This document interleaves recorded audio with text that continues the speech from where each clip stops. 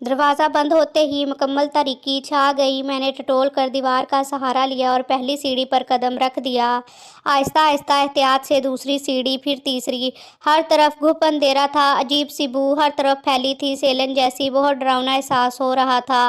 मेरा दिल तेज़ी से धड़क रहा था। नाहीद। मेरे कानों से जमशेद की आवाज़ टकराई। हाँ हाँ, मैंने तड़प कर पुकारा। नाहीद। जमशेद ने मुझे दोबारा पुकारा। उसकी आवाज़ में अजीब तकलीफ़ थी, सख्त कुर्ब। और फिर मेरी आँख खुल गई। मेरा दिल तेज़ी से धड़क रहा था। सारा जिस्म पसीने में भीगा हुआ था। बड़ी मुश्किल से अपने आप को घसीट कर मैं उठ कर बैठ गई। मेरे सर में जैसे धमाके हो रहे थे। 40। उफ़। मैंने अपना सर हाथों में थाम लिया। 40 साल। मैंने सोचा 40 साल हो गए, मगर जमशेद की आवाज़ आज भी मुझे इस तरह महसूस होती है जैसे उसने अभी पुकारा हो। मेरी आंखों में आंसू आ गए। और ये ख्वाब न जाने 40 बरसों में कितनी मर्तबा ये ख्वाब देख चुकी हूँ। तकरीबन इस तरह, इस अंदाज के ख्वाब मुझे आज तक नज़र आते हैं। जमशेद और वो तह खाना। ये बहुत पुरानी बात है, तकरीबन 40 साल पुरानी। मेरी उम्र इस वक्त कोई 15-16 बरस थी। पाकिस्तान बने चंद साल ही हुए थे। पाकिस्तान आकर हम सखर में आबाद हो गए थे, यानी मैं, मेरे बड़े भाई राशिद और अम्मा अब्बा। यहाँ हमें जो घर अलाट हुआ था वो सीता मंदिर से तकरीबन जुड़ा हुआ था। असल में ये पूरा मोहल्ला हिंदुओं का था। वो इंडिया हिजरत कर गए, वहाँ से आने वाले मुसलमानों को ये घर अलाट हो गए। छोटे छोटे घर थे और हमें जो घर मिला था वहाँ कमरे भी छोटे छोटे थे, छोटा सा सहन और छत। मगर कमरों के असल में एक तह खाना मौजूद था। ना जाने वो किस मकसद के तहत बनवाया गया था, क्योंकि चंद सीढ़ियाँ उतरने के बाद उसकी बाकी सीढ़ियाँ मुकम्मल तौर पर पानी में डूबी हुई थी। इस वजह से इसमें कोई सामान वगैरह तो बिल्कुल नहीं रखा जा सकता था। ना जाने वो कितना गहरा था, क्योंकि अगर इसमें कोई पत्थर फेंका जाता तो ज़मीन से टकराने की आवाज़ ना आती। मोहल्ले के लोग जो महीनों बरसों से रह रहे थे इस तह खाने के मतलब पुरअसरार बातें करते। कुछ का कहना था कि इस तह खाने से एक सुरंग सीता मंदिर के अंदर तक जाती थी, एन सीता देवी की मूर्ति के नीचे, क्योंकि मंदिर के अंदर सीता देवी की मूर्ति वाला कमरा मुस्तकिल बंद रहता था। इसका ताला सिर्फ बड़े पुजारियों की ज़ेरी निगरानी उनके ख़ास दिनों पर ही खुलता था। मुस्तकिल पानी खड़ा रहने के वजह से तह खाने में अजीब सी बू फैल गई थी। इस घर में शिफ्ट होते ही अब्बा ने तह खाने की कुंडी अच्छी तरह बंद कर दी थी और मुझे और राशिद भाई को सख्ती से हिदायत कर दी थी कि हम उसके अंदर ना जाएं। राशिद भाई मुझसे उम्र में चंद बरस बड़े थे। शरारतों से उनका दूर तक वास्ता नहीं था, मगर लड़की होने के बावजूद मैं बहुत शरारती थी। अक्सर अपनी सहेलियों के साथ तह खाने की कुंडी खोल देती। हम तह खाने के अंदर जाते, तबसरे करते, सच्ची और मन घड़त बातें करते। इस घर में आने के 2 साल बाद हमारी अम्मा का इंतकाल हो गया। वो कुछ अर्सा बीमार थीं। इनके इंतकाल के बाद हमारी रिश्ते की फूफी हमीदा हमारे साथ रहने लगीं। उनके ज़्यादा रिश्तेदार इंडिया में ही रह गए थे। वो बहुत बूढ़ी थी, मगर जैसे तैसे घर का काम कर लेती थी, क्योंकि मैं उस वक़्त बहुत छोटी थी और खाना वगैरह नहीं बना सकती थी। उनके यहाँ आने से अब्बा भी बेफिक्र हो गए और उनको भी सर छुपाने का ठिकाना मिल गया। वक़्त आगे बढ़ने लगा। मैंने 10वीं का इम्तिहान पास किया तो तालीम का सिलसिला ख़त्म हो गया, क्योंकि उस वक़्त वहाँ लड़कियों का कोई कॉलेज नहीं था, ना ही ज़्यादा तालीम आम थी। हमीदा फूफो मुझको घरदारी सिखाने लगी। मोहल्ले में मेरी चंद हम उम्र सहेलियाँ थीं। कभी वो मेरी तरफ आ जाती, कभी मैं उनसे मिलने चली जाती। पुराना ज़माना था, ना टीवी था, ना फिल्म, और ना ही बाज़ारों के चक्कर लगते थे। रसाले भी कभी कभार नसीब होते थे। कई किसी किस्म का कोई टाइम पास नहीं था। मेरी कोई बहन भी नहीं थी। अम्मा का भी इंतकाल हो गया था। राशिद भाई अब्बा के साथ दुकान में बैठते थे। सुबह के निकले दोपहर को सिर्फ खाने के वक़्त थोड़ी देर को आते, फिर निकलते तो शाम की खबर लेते। इशा की नमाज़ पढ़ते ही सो जाने का रवाज आम था। मेरी फितरत और मेरी उठान इस माहौल के सख्त खिलाफ जा रही थी। मैं जैसे जैसे बड़ी हो रही थी, मेरे अंदर जैसे पारा भरने लगा था। एक पैर सहन में होता तो दूसरा छत पर, कभी एक सहेली के घर तो कभी दूसरी सहेली के। अक्सर वो मेरी घर में जमा होती, क्योंकि यहाँ रोकने टोकने वाला कोई ना था।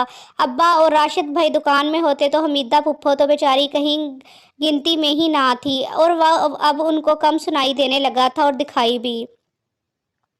हम सहेलियां आपस में खूब मज़े करती, कहानियां सुनाती। उस वक़्त के हिसाब जो चंद मेकअप की चीज़ें मैसर थीं, उनसे मेकअप किए जाते, रेडियो पर गाने लगते, उल्टे-सीधे डांस के नाम पर हाथ-पैर मारे जाते।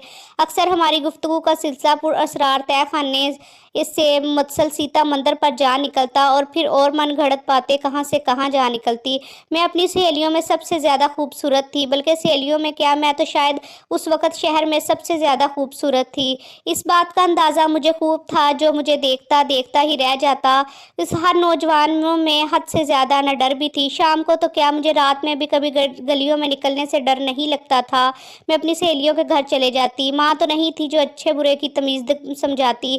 किसी तरह जमशेद से दोस्ती हो गई। जमशेद मेरी गली में ही रहता था। वो राशिद भाई का दोस्त था, या ना जाने उसने मेरी वजह से दोस्ती की थी। वो अक्सर उनसे मिलने आ जाया करता था। हम एक दूसरे को देख लेते, फिर उनकी गैर मौजूदगी में आने लगा। रफ्ता रफ्ता ये कच्ची दोस्ती प्यार में बदल गई। हम दोनों को एक दूसरे के बगैर चैन ना आता। मैंने जमशेद के मतलब किसी को नहीं बताया था, यहाँ तक कि अपनी सहेलियों तक को भी नहीं, क्योंकि उस वक़्त ये प्यार और दोस्ती जो आजकल बिल्कुल आम है, सख्त बुरा समझा जाता था। मुझे अंदाज़ा था कि मेरी सहेलियाँ मुझे इन बातों से मना करेंगी या फिर मुझसे मिलना ही तर्क कर देंगी, इसलिए हम छुप छुप कर मिलते थे। और मुलाकातों के लिए मेरा घर तो आइडियल था। अब्बा और भाई होते नहीं थे। हमीदा फुफ्फो काम से फारग होकर दोपहर में इतना लंबा सोती कि शाम में उठाना मुश्किल हो जाता था। ऐसे में जमशेद चुपके से मेरे घर में आ जाता और फिर हम हुए और हमारी लंबी लंबी बातें। ये नहीं था कि जमशेद कोई बदफितरत बदमाश लड़का था। वो राशिद भाई की तरह सीधा साधा शरीफ था। मैं कम उम्री की मोहब्बत कब कुछ सोचती है। वो अक्सर कहता था कि उसको उस तरह मिलना पसंद नहीं, वो अपनी अम्मी को रिश्ते के लिए भेजेगा, बस उसकी बड़ी बहन की शादी हो जाए या उनका कहीं रिश्ता तय हो जाए। मगर ऐसा कभी ना हो सका। एक दिन अब्बा मामूल के मुताबिक दुकान जाने के लिए तैयार होने लगे तो चकरा के बैठ गए। उनको नाश्ता दे रही थी। क्या हुआ अब्बा, मैंने घबरा कर पूछा। आपकी तबीयत तो ठीक है? कुछ नहीं बेटा, उन्होंने जवाब दिया। रात को ठीक से सो नहीं पाया, शायद इसका असर है। आप आज दुकान ना जाएं, आराम करें। राशिद भाई ने भी कहा, मगर अब्बा ने हमारी एक ना सुनी, दुकान पर चले गए। मैं उनके जाने के बाद घर के कामों में लग गई। कुछ देर बाद दरवाजे पर दस्तक हुई। मेरे अंदाजे के मुताबिक जमशेद बाहर खड़ा था। दरवाज़ा खुलते ही वो अंदर आ गया। मैं उसको देखकर खुशी से निहाल हो गई, क्योंकि वो कई दिनों से नहीं मिला था।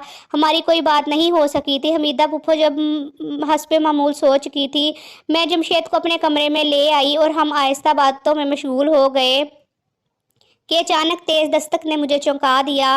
इस वक्त कौन हो सकता है? मैं जमशेद को खामोश रहने का इशारा करके दरवाजे की तरफ आई। मैंने झांकते हुए देखा तो मेरी जान ही निकल गई। राशिद भाई फिक्रमंद चेहरा लिए दरवाजे पर खड़े थे और अब्बा पीछे तांगे में तकरीबन लेटे हुए थे। या अल्लाह, अब क्या करूं? मैं घबराहट से पागल हो गई। जल्दी से जमशेद को सारी सूरत हाल बताई। वो भी मेरी तरह डर गया। क्या करूं? कोई रास्ता दूसरा मौजूद नहीं था जहां से जमशेद को बाहर निकाल देती। छत मौजूद थी, किसी बाउंड्री नहीं थी। वहां मौजूद इंसान नीचे वालों को साफ नजर आ जाता। बाहर से राशिद भाई मुस्तकिल दरवाज़ा बजा रहे थे। सख्त घबराहट में एक ख्याल मेरे ज़हन में टकराया। कांपते हाथों से मैंने तहखाने की कुंडी खोली। देखो बस जमशेद, बस थोड़ी देर, जैसे ही माहौल साजगार होगा मैं तुम्हें निकाल लूँगी। मैं अपनी जल्दी में थी कि मैंने जमशेद के तासुरात तक नहीं देखे, बस अंदर धकेल कर बाहर से कुंडी लगा दी। वो मैं गुसल खाने में थी। राशिद भाई के पूछने पर मैंने बताया। अब्बा को क्या हुआ है? पता नहीं, दुकान पर अचानक गिर गए, उन्होंने बताया। वो और तांगे वाला अब्बा को उठाकर अंदर ले आए और बिस्तर पर लेटा दिया। मैं हकीम साहब को लेकर आता हूँ। वो बाहर निकल गए। शुक्र है। मैं तेज़ी से अंदर की तरफ मुड़ी ही थी कि दरवाजे से गली के 2 हजरात अंदर आ गए। अब्बा के पास कमरे में बैठ गए। उफ, मेरी सांस रुक गई। अब तो जमशेद को जल्दी निकालना नामुमकिन था। वो सारा दिन गुजर गया। राशिद भाई हकीम को लेकर आए, अब्बा को दवा दी, फिर वो अब्बा के पास ही बैठ गए। हमीदा फुफ्फो भी उठ गईं। पूरे घर में चहल पहल थी। दर हकीकत मेरे सीने में सांस घट रही थी। मैं तहखाने में चंद मिनट ना गुजारे जा सकते थे, वहाँ इतने घंटे। खुदा खुदा करके शाम हो गई, फिर रात। अब्बा को खाना खिलाकर सुला दिया। राशिद भाई सारे दिन के थके हुए थे, बैठते ही सो गए। मैंने थोड़ी देर इंतज़ार किया और फिर चुपके से अपने कमरे से निकल आई। मैंने हाथ में मोमबत्ती थी। इस ज़माने में पूरे घर में चंद ही बल्ब होते थे। तह खाने में तो दिन में भी रोशनी ना होती थी। इस वक्त तो तह खाने का क्या आलम होगा। इन खौफनाक ख्यालों में घिरी मैं आहिस्ता आहिस्ता तह खाने की तरफ बढ़ रही थी। बेचारा खौफ के मारे बेहोश न हो गया हो, मैंने सोचा। आहिस्ता से मैंने तह खाने की जंग आलूद कुंडी खोली। जमशेद, जमशेद, जल्दी आओ बाहर, मैंने आवाज़ दी, मगर मेरी आवाज़ तह खाने की दीवारों से टकरा कर वापस आ गई। जमशेद, मैंने ज़रा तेज़ पुकारा। मैंने आगे बढ़कर मोमबत्ती की रोशनी में नीचे झांका। 1, 2, 3 और फिर नीचे तक सारी सीढ़ियाँ खाली पड़ी थीं। जमशेद, मेरी आवाज़ कांपने लगी। मैं हिम्मत करके सीढ़ियाँ उतरने लगी और पहली मर्तबा रात के इस वक्त अकेली आखिरी सीढ़ी तक चली गई। मेरा पाँव पानी से टकरा गया, वहाँ कोई नहीं था। तह खाना बिल्कुल खाली था। कैसे, कहाँ? मेरा दिमाग फटने लगा। मैंने अपने हाथ से कुंडी लगाई और फिर खोली तो फिर जमशेद, मैं वहीं बैठ के रोने लगी। तुम कहाँ हो जमशेद? आंसू मेरे आंखों से बह रहे थे। ओह, मैं चौंक गई। मैंने आंसू पूछे, अगर कोई कमरे में आ गया, मेरा बेटा या बहू, तो इस वक्त रोने का क्या सबब बताऊंगी। 40 साल गुजर गए। वो भयानक पुरअसरार वाक़या इस तरह पूरी तरह मुझे याद है, मुझे अक्सर तड़पाता है। जमशेद का उस दिन के बाद कहीं कोई पता ना चला। उसकी अम्मी, उसके घर वाले उसकी गुमशुदगी में पागल हो गए थे। पागल तो मैं भी हो गई थी, मगर मैं अपना दुख किसी से नहीं कह सकती थी। अक्सर घर वालों की महद्दम मौजूदगी में तह खाने की दरवाज़ा खोल कर जमशेद को पुकारती, मगर कभी कोई जवाब ना आया। हाँ, लेकिन अक्सर ख्वाब में मुझे जमशेद जवाब देता। नाहिद, उसकी आवाज़ कुर्ब में डूबी हुई। हमेशा उसकी आवाज़ में सख्त तकलीफ़ होती। इसकी तकलीफ़ में डूबी आवाज़ ने मुझे कभी सुकून से ना रहने दिया। मेरी इस वाक़ये के चंद साल बाद शादी हो गई। खुदा ने मुझे औलाद की नेमत से भी नवाजा। शोहर भी बहुत अच्छे मिले, मगर एक शदीद कसक ने मुझे तमाम उम्र चैन ना लेने दिया। अब्बा के इंतकाल के चंद सालों बाद राशिद भाई ने अच्छे इलाके में दूसरा घर ले लिया और उसमें शिफ्ट हो गए। मैं शादी के बाद दूसरे शहर आ गई। फिर कभी उस घर और उस मनहूस तह खाने को देखने का इत्तेफाक ना हुआ, मगर नज़र तो मुझे वो अक्सर आता है नींद में। इस तरह इतना ही, बल्कि इसकी कहीं ज़्यादा पुरअसरार। तह खाना एक शदीद गलती की ये सज़ा कब ख़त्म होगी। वीडियो पसंद आए तो लाइक करें, चैनल को सब्सक्राइब करें। शुक्रिया।